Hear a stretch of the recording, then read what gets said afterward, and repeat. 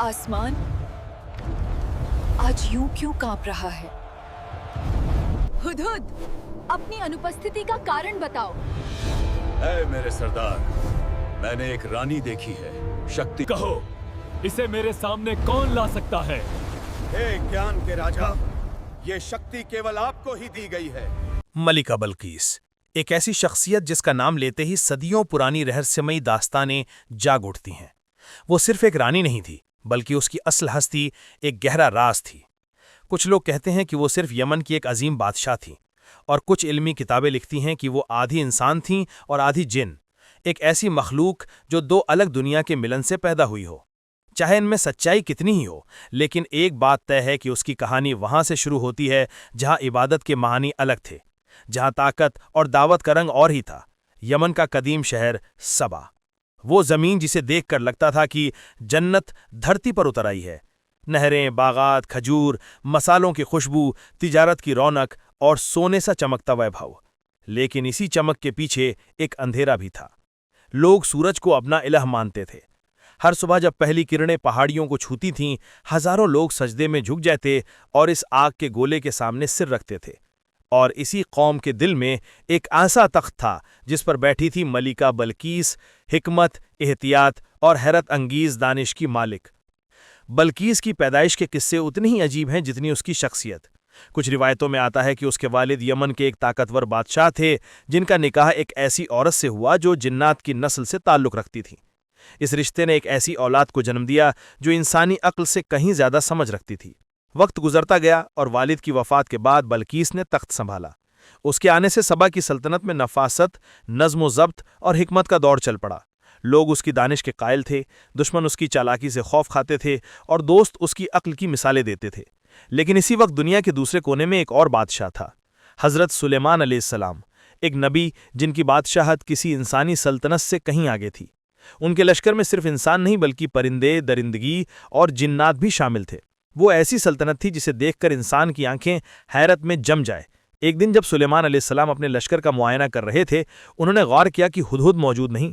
उन्होंने नाराज होकर कहा कि अगर वो बगैर वजह गैर हाजिर हुआ है तो उसे सख्त सजा मिलेगी। कुछ ही देर में वो नन्हा परिंदा वापस आया, लेकिन डर के बजाय उसके अंदर एक अजीब सा एतमाद था। उसने कहा कि मैं एक ऐसी सल्तनत से होकर आया हूं जहां एक औरत अपनी कौम पर राज करती है। अल्लाह ने उसे सब कुछ दिया है, दौलत, ताकत, इज्जत, बट वो और उसकी कौम सूरज की इबादत करते हैं। ये सुनकर सुलेमान अलैहिस्सलाम के दिल में कसक हुई। उन्होंने फैसला किया कि पहले दावत दी जाएगी, जंग आखिरी रास्ता होगा। चुनांचे उन्होंने एक खत लिखा, छोटा सा मगर बेहद अहम। ये खत सुलेमान की तरफ से है, अल्लाह के नाम से जो बड़ा मेहरबान और रहम करने वाला है। मेरे खिलाफ सरकशी ना करो और मेरे पास इताअत करते हुए हाजिर हो जाओ।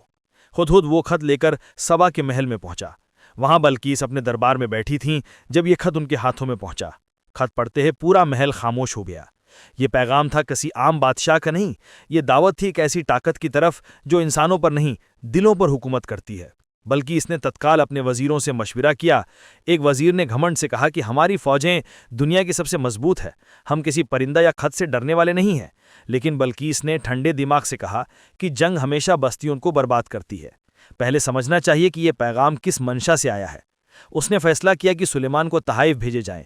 अगर वो तहाइफ कबूल कर लेता है तो वो बादशाह होगा, नबी नहीं, और अगर इनकार करता है तो इस दावत के पीछे कोई आसमानी हकीकत है। काफिला रवाना हुआ। ऊँटों पर लदे सोने के ढेर, हीरे, जवाहरात, खुशबुएं और नायाब तोहफे। लेकिन जैसे ही काफिला सुलेमान अलैहिस्सलाम के दरबार में पहुंचा, सब दंग रह गए। ये वो दरबार था जहां इंसान, परिंदे और जिन्नात एक ही नज़्म में खड़े थे। ऐसी सल्तनत किसी ने कभी देखी नहीं थी। जब काफिले ने तहाइफ पेश किए, सुलेमान अलैहिस्सलाम ने कहा, क्या तुम मुझे मालो दौलत से राजी करना चाहते हो? अल्लाह ने जो मुझे दिया है वो तुम्हारी हर नेमत से बेहतर है। वापस जाकर अपनी मल्लिका से कहो कि अगर वो इताअत के साथ नहीं आएगी तो ऐसा लश्कर आएगा जिसका वो मुकाबला नहीं कर पाएगी। ये सुनकर काफिले के होश उड़ गए। उन्होंने पहली बार महसूस किया कि ये मामला दौलत का नहीं, हिदायत का है। काफिला वापस लौटा और रास्ते में सोचता रहा कि ये खबर मल्लिका को कैसे बताई जाए। उधर सुलेमान अलैहिस्सलाम ने जिन्नात और वजीरों को इकट्ठा कर कहा कि क्या कोई बल्कीस का तख्त यहाँ ला सकता है? एक ताकतवर जिन ने कहा कि वो ये काम उनके उठने से पहले कर सकता है। फिर एक और मौजूद शख्स जिसके पास किताब का इल्म था बोला कि मैं ये तख्त पलक झपकने में ला सकता हूँ। और अगले लम्हे बल्कीस का तख्त सुलेमान के सामने था। ये मंजर आसमान और ज़मीन की सारी मखलूक के लिए सबूत था कि ये बादशाहत किसी इंसान की नहीं, اللہ کی دی ہوئی ہے۔ جب قافلہ سبا پہنچا اور خبر دی کہ سلیمان نے نہ کیول تحائف ٹھکرا دیے بلکہ ایسا لشکر دکھایا جو انسانی طاقت سے اوپر ہے، تو بلقیس کے دل میں ایک عجیب ہلچل ہوئی۔ وہ سمجھ گئی کہ یہ معاملہ عام نہیں، چنانچہ اس نے فیصلہ کیا کہ وہ خود جا کر سلیمان سے ملے گی۔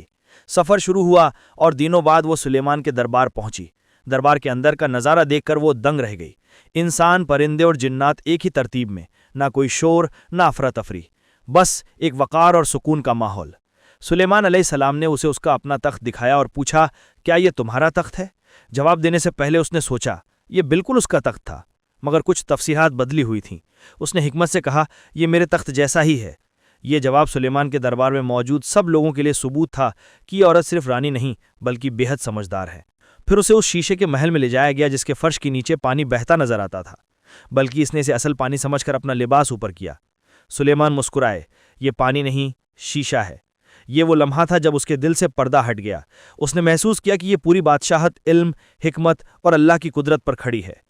اس کے ہونٹ کھلے اور اس نے وہ جملہ کہا جس نے اس کی زندگی بدل دی، میں ایمان لاتی ہوں اللہ پر جو سلیمان کا بھی رب ہے اور میرا بھی۔ ایک رانی جس نے سورج کو اپنا الہ سمجھا تھا، آج ایک لوتے رب کے سامنے سر جھکا رہی ہے۔ قرآن میں اس قصے کا ذکر سورہ نمل کی آیت 20 سے 44 تک آتا ہے۔ باقی تفصیلات تفاسیر اور تاریخ کی کتابوں میں ملتی ہیں، جن میں کچھ کا تعلق اسرائیلیات سے ہے، کچھ میں آتا ہے کہ وہ آدھی جن تھی، کچھ میں اس کے بالوں کا ذکر ہے، کچھ میں سلیمان سے اس کے نکاح کی روایت ہے۔ لیکن قرآن صرف اس کی عقل، اس کے فیصلے اور اس کے ایمان کو بیان کرتا ہے۔